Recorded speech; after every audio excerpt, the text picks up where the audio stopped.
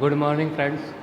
आपने पिछले पार्ट में डीएनए की रासायनिक प्रकृति पढ़ी थी, जिसमें डीएनए के शर्कराएं, नाइट्रोजनी क्षारक और pyrimidine और प्यूरिन के बारे में आपने विस्तृत अध्ययन किया था। आज हम डीएनए की भौतिक प्रकृति के बारे में अध्ययन करेंगे। डीएनए की भौतिक प्रकृति क्या क्या है कि उसकी पीएच कितनी है, उसका आकार कितना है, उसका घनत्व कितना है, उसका ताप व गलनांक कितना है, ठीक है, आदि के बारे में अपन क्या करेंगे, अध्ययन करेंगे। तो अपना पहला पॉइंट आता है प्रकाश का अवशोषण। ठीक है, पहला पॉइंट क्या आता है, प्रकाश का अवशोषण। उससे पहले हम बात करते हैं कि जो डीएनए की भौतिक प्रकृति को बताया किसने था। जो डीएनए की भौतिक प्रकृति का सर्वमान्य सिद्धांत है वो है ऑर्गेटिक थ्योरम व इलास्टिसिटी। ठीक है, कौन सा सिद्धांत है, एर्गोटिक थ्योरम व इलास्टिसिटी। इस सिद्धांत के द्वारा ही जो डीएनए के भौतिक गुण हैं उनके बारे में हमें पता चला। ठीक है, जिनके अनुसार डीएनए में क्या है, निम्न गुण होते हैं। और पहला पॉइंट आता है अब आपका प्रकाश का अवशोषण। ठीक है, जो डीएनए है वो सिर्फ बैंगनी प्रकाश को 260 nm तरंग दैर्घ्य पर क्या कर लेता है, अवशोषित कर लेता है। क्या कर लेता है, अवशोषित कर लेता है। और यह अवशोषण किसके द्वारा मापा गया, स्पेक्ट्रोफोटोमीटर के द्वारा मापा गया। किसके द्वारा मापा गया, स्पेक्ट्रोफोटोमीटर के द्वारा मापा गया। तो समझ में आ गया प्रकाश का अवशोषण क्या है। जो डीएनए के क्षार हैं, नाइट्रोजनी क्षार है, वो सिर्फ पैरा बैंगनी प्रकाश को क्या करते हैं, 260 nm तरंग दैर्घ्य पर क्या कर लेते हैं, अवशोषित कर लेते हैं। ठीक है, पैरा बैंगनी प्रकाश को कितने nm पर, 260 nm तरंग दैर्घ्य पर क्या करते हैं, अवशोषित करते हैं। और उसका यह अवशोषण किसके द्वारा ज्ञात किया गया, स्पेक्ट्रोफोटोमीटर द्वारा ज्ञात किया गया। अब बात करते हैं अपन डीएनए के क्षार क्रम की। ठीक है, देखो क्षार ऐसे समूह हैं जिनमें क्या उपस्थित होते हैं, हाइड्रोजन बॉन्ड उपस्थित होते हैं। क्या उपस्थित होते हैं, हाइड्रोजन बॉन्ड उपस्थित होते हैं। और ये हाइड्रोजन बॉन्ड क्या करते हैं, ध्रुवणता को प्रेरित कर देते हैं, अर्थात पॉलीराइजेशन।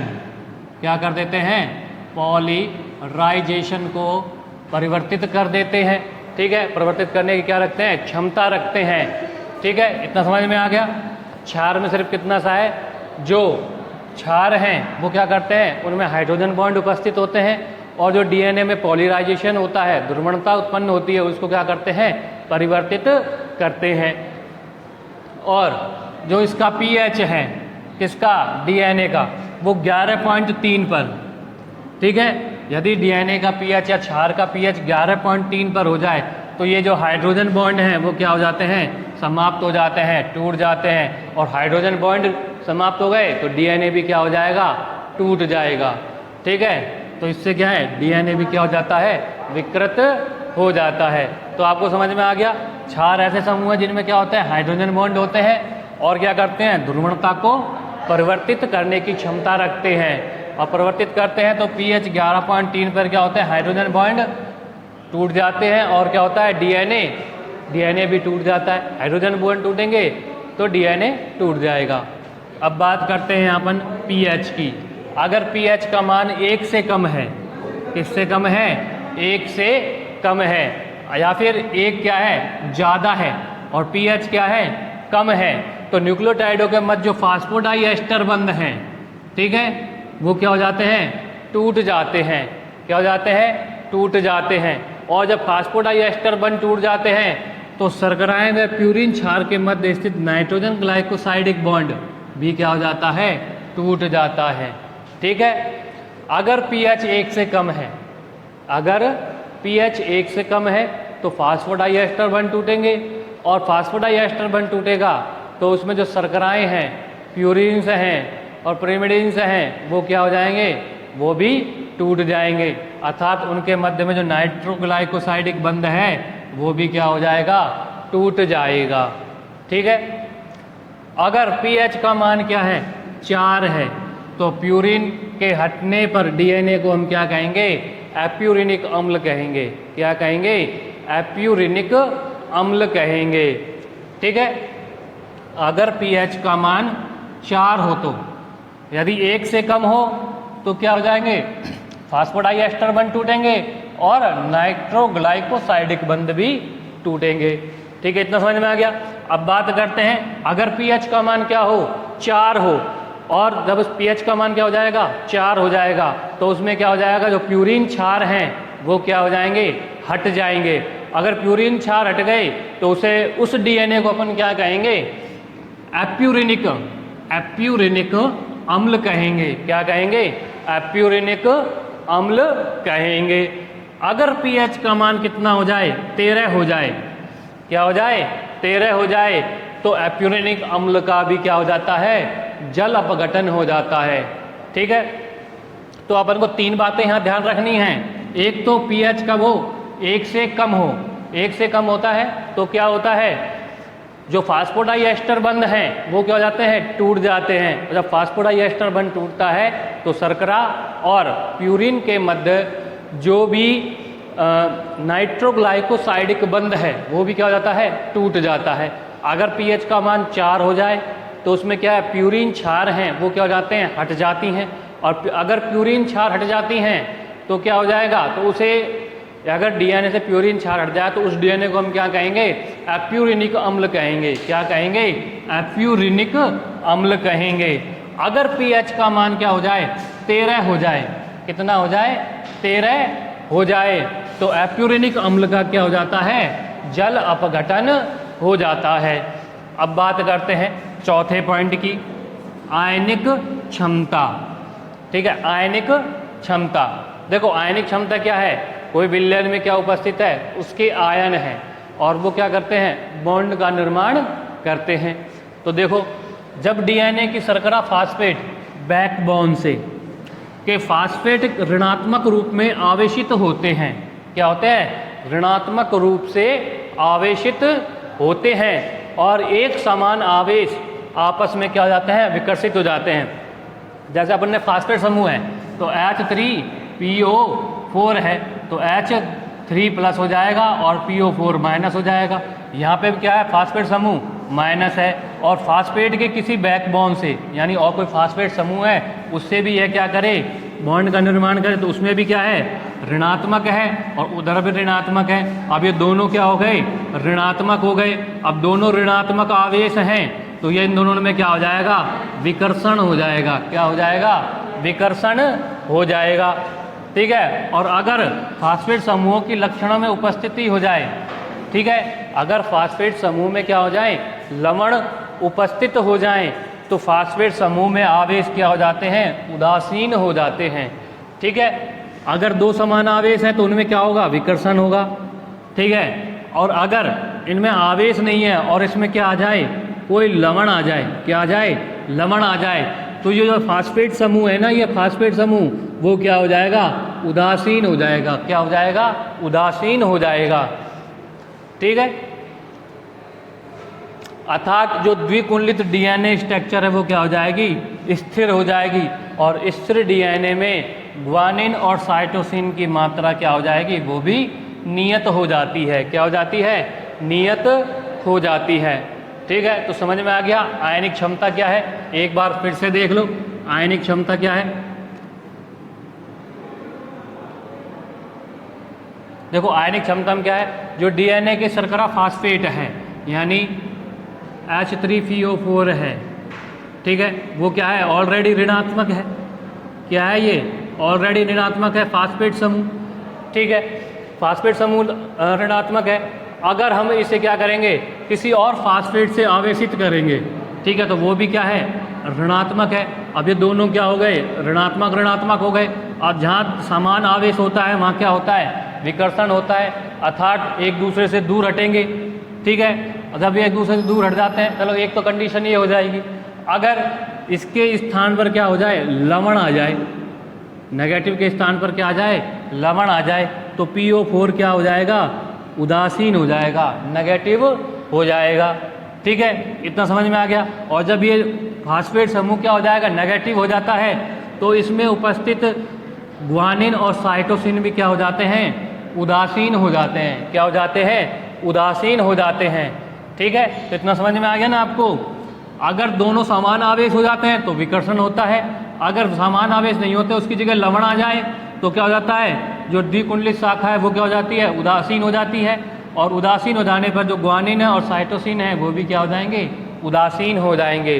और जो उच्च जीव हैं उनमें ग्वानिन और साइटोसिन की मात्रा कितनी होती है, 0.5 होती है। कितनी होती है, 0.5।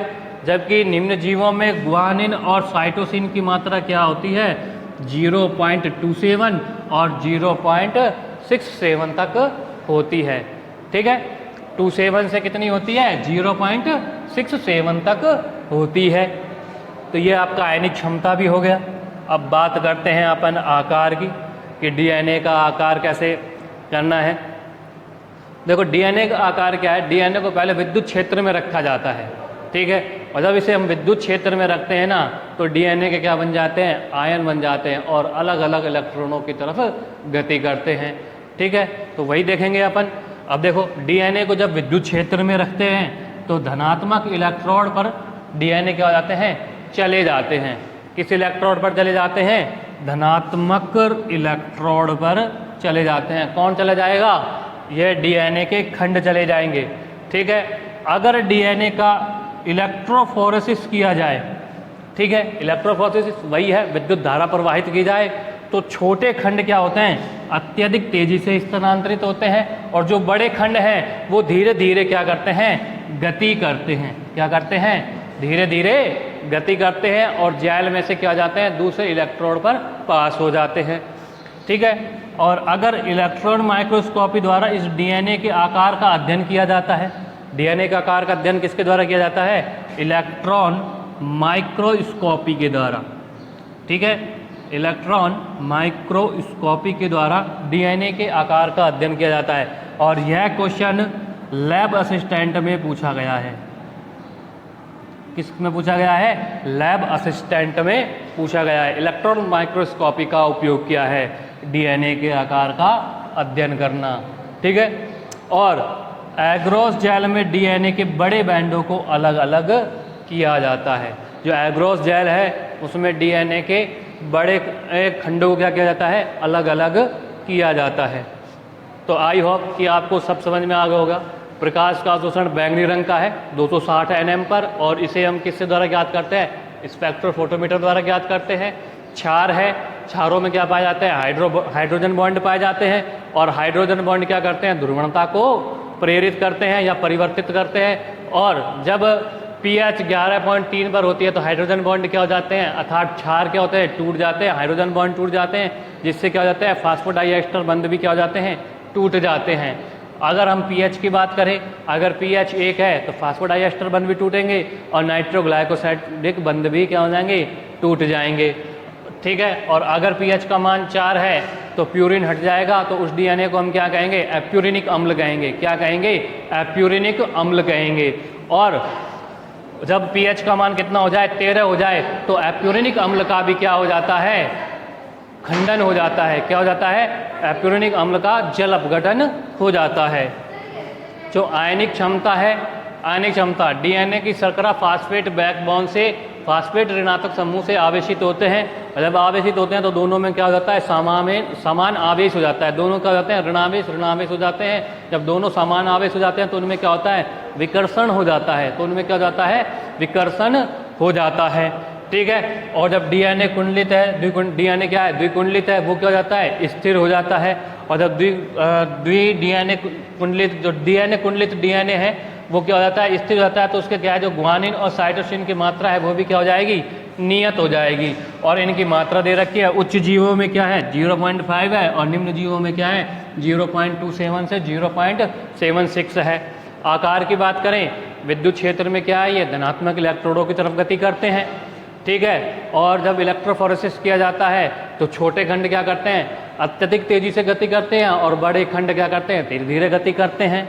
और इलेक्ट्रॉन माइक्रोस्कोपी के द्वारा डीएनए का क्या कहता है, अध्ययन किया जाता है। क्या किया जाता है, डीएनए के आकार का अध्ययन किया जाता है। और एग्रोस जेल डीएनए के बड़े खंडों को अलग अलग करने में क्या आते हैं, प्रयोग में लिए जाते हैं। तो ठीक है,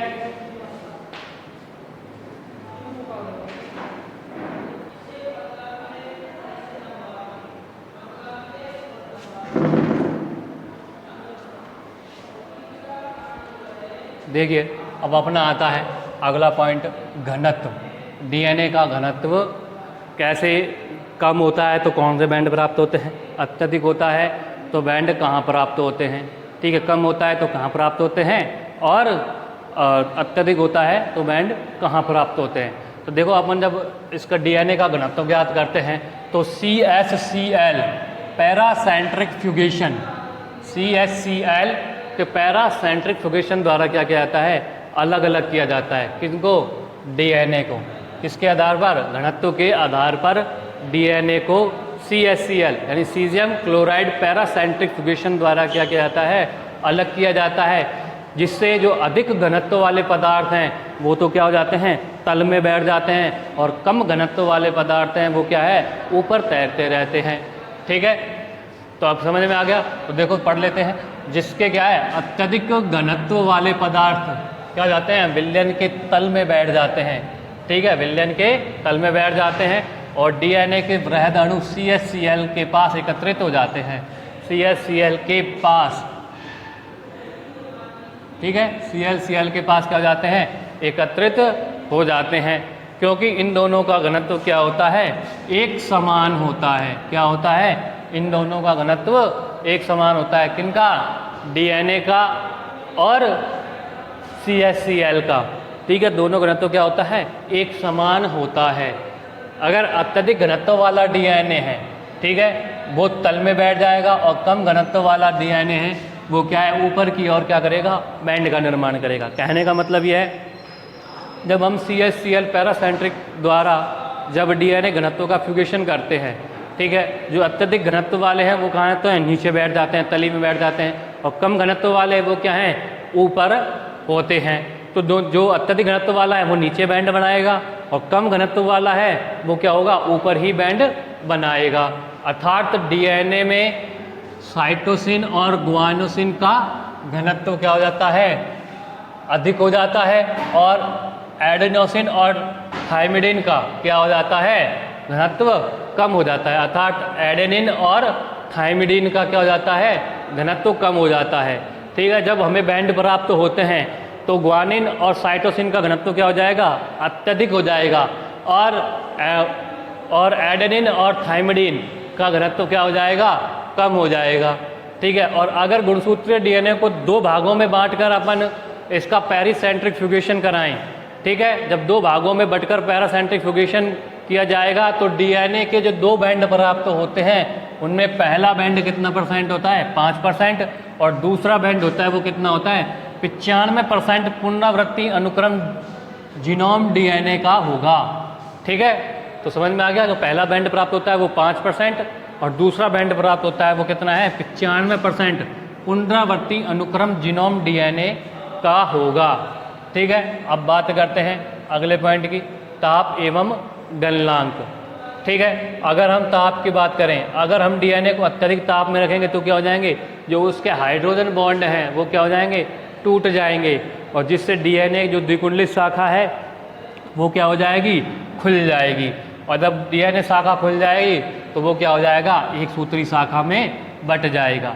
तो आपको ध्यान रखना है, डीएनए को जब हम अत्यधिक ताप में रखते हैं तो उसके हाइड्रोजन बॉन्ड टूटते हैं और वो दो कुंडलन की जगह क्या हो जाता है, एक कुंडलित हो जाता है। ठीक है, अब बात करते हैं गलनांक की। गलनांक क्या है, जो डीएनए के आधे अणु को क्या कर देते हैं, विकृत कर देते हैं। क्या कर देते हैं, विकृत कर देते हैं। जैसे डीएनए का अणु का गलनांक वह ताप है जिस पर डीएनए के आधे अणु का क्या हो जाता है, विकृतीकरण हो जाता है। और गलनांक का उपयोग किस लिए करते हैं, ग्वानिन और साइटोसिन की मात्रा ज्ञात करने में किया जाता है, क्योंकि डीएनए आधा विकृत होता है तो G+C एक तरफ और A+T एक तरफ हो जाते हैं।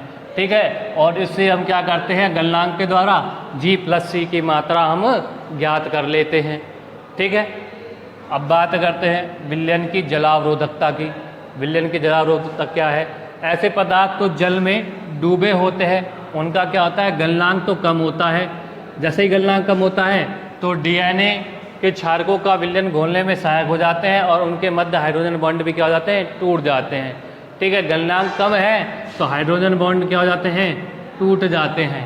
ठीक है, क्या हो जाते हैं, टूट जाते हैं। गलनांक कम हो जाएगा जो भी डीएनए है वो क्या हो जाएगा, विलयशील हो जाएगा। क्या हो जाएगा, विलयन में घुल जाएगा। और विलयन में घुल जाएगा तो अभी क्या हो जाएंगे, हाइड्रोजन बॉन्ड टूट जाएंगे। अर्थात वे पदार्थ जो जल स्नेही होते हैं डीएनए के गलनांक को क्या करते हैं, बढ़ा देते हैं और क्षारकों को एक के ऊपर एक रखने में सहायक होते हैं और हाइड्रोजन बॉन्ड के लिए अनुकूल होते हैं। ठीक है, तो ये हो गया जल स्नेही पदार्थों के लिए। जो जल स्नेही है, जल में क्या है, घुलनशील है। ठीक है, वो क्या हो जाते हैं, उनके गलनांक डीएनए गलनांक को क्या करते हैं, बढ़ा देते हैं। ठीक है, क्या होते हैं, डीएनए के गलनांक क्या कर देते हैं, बढ़ा देते हैं और ये क्षारकों के ऊपर एक के ऊपर रखने में क्या होते हैं, सहायक होते हैं और हाइड्रोजन बॉन्ड के लिए क्या होते हैं, ये अनुकूलन होते हैं। ठीक है, आपको बस एक इतनी बात याद रखनी है, अगर डीएनए का गलनांक कम है, ठीक है, तो हाइड्रोजन बॉन्ड टूटेंगे और अगर डीएनए का गलनांक अत्यधिक है तो हाइड्रोजन बॉन्ड क्या होंगे, जुड़ेंगे। ठीक है, तो समझ में आ गया होगा घनत्व क्या है, ताप एवं गलनांक क्या है और विलयन की जलावरोधकता क्या है। ठीक है, घनत्व क्या है, इसको हम क्या करते हैं, डीएनए के घनत्व ज्ञात करने के लिए CaCl यानी सीजियम क्लोराइड के पैरासेंट्रिफ्यूगेशन में विलयन में हम इसे क्या करते हैं, सेंट्रीफ्यूगेशन करते हैं। किसका, डीएनए का। जो बड़े आकार के हैं वो नीचे बैठ जाते हैं और हल्के आकार के होते हैं, जो छोटे आकार के होते हैं वो ऊपर होते हैं और जहाँ जहाँ होते हैं वहीं पे हमने क्या करते हैं, ये बैंड का निर्माण कर लेते हैं। और जब बैंड का निर्माण करते हैं इससे हमें क्या पता लगता है, जो C+S है अर्थात साइटोसिन और ग्वानोसिन है, उनकी जो मात्रा क्या होती है, अधिक होती है और एडेनिन और थायमिन का घनत्व क्या होता है, कम होता है। ठीक है, इतना हो गया। और जो बैंड प्राप्त होते हैं, जिनमें पहला बैंड कितना प्राप्त होता है, 5% और दूसरा बैंड कितना प्राप्त होता है, 95%। कितना प्राप्त होता है, 95%। तो पुनरावृत्ति अनुक्रम डीएनए जीनोम होगा। और ताप और गलनांक आपको पता ही है, ताप में क्या होता है, हाइड्रोजन बॉन्ड टूट जाते हैं। ठीक है, और हाइड्रोजन बॉन्ड टूटेंगे तो डीएनए का क्या हो जाएगा, द्विकुंडलन खुल जाएगा, एक कुंडलित हो जाएंगे। और अगर गलनांक की बात करें, ठीक है, तो गलनांक क्या है, डीएनए के आधे अणु को क्या करते हैं, विकृत करते हैं। डीएनए के आधे अणु को विकृत करते हैं, जिससे क्या है, ग्वानिन और साइटोसिन की मात्रा का पता लगता है। ठीक है, किसके कारण, गलनांक के कारण ग्वानिन और साइटोसिन की मात्रा का पता लगता है। और विलयन की जलावरोधकता में क्या है, जो जल में डूबे हुए पदार्थ है, ठीक है, उनका गलनांक कितना होता है, कम होता है। और जिनका गलनांक कम होता है उनके हाइड्रोजन बॉन्ड क्या होते हैं, टूटे हुए होते हैं। ठीक है, और वे पदार्थ जिनका डीएनए के गलनांक क्या कर देते हैं, बढ़ा देते हैं, जैसे वो पदार्थ कौन से हैं, जल स्नेही वाले पदार्थ। कौन से पदार्थ, जल स्नेही वाले पदार्थ डीएनए को क्या कर देते हैं, डीएनए के गलनांक को बढ़ा देते हैं और क्या करते हैं, हाइड्रोजन बॉन्ड को जोड़ने में सहायता प्रदान करते हैं। ठीक है, आज के लिए इतना ही, बाकी कल।